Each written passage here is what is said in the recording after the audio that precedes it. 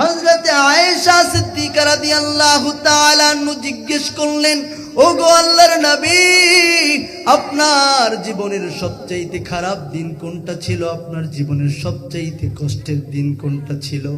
আল্লাহর নবী চোখ দিয়ে পানি তখন তরতর করে বেয়ে বেয়ে পড়ে যায়। আল্লাহর নবী কাঁদতে কাঁদতে আয়েশাকে বললেন, ওগো আয়েশা, তুমি তো আমার কষ্টের দিনটা আমাকে স্মরণ করায় দিলা।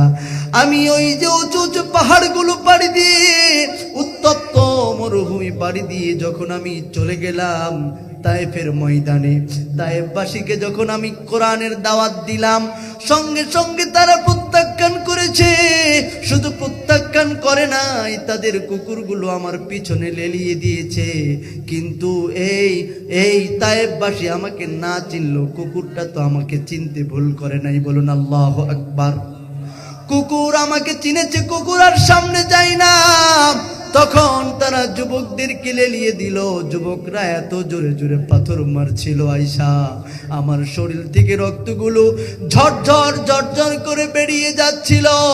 আল্লাহর নবীর বিশ্ব নবীর সঙ্গে ছিলেন যায়েদ বিন হারেসা। যায়েদ বিন হারেসা বলছেন, আল্লাহর নবীর পা থেকে জুতাগুলো আমি খুলতে পারছিলাম না, এতভাবে কঠিন ভাবে লেগে গিয়েছিল। আল্লাহ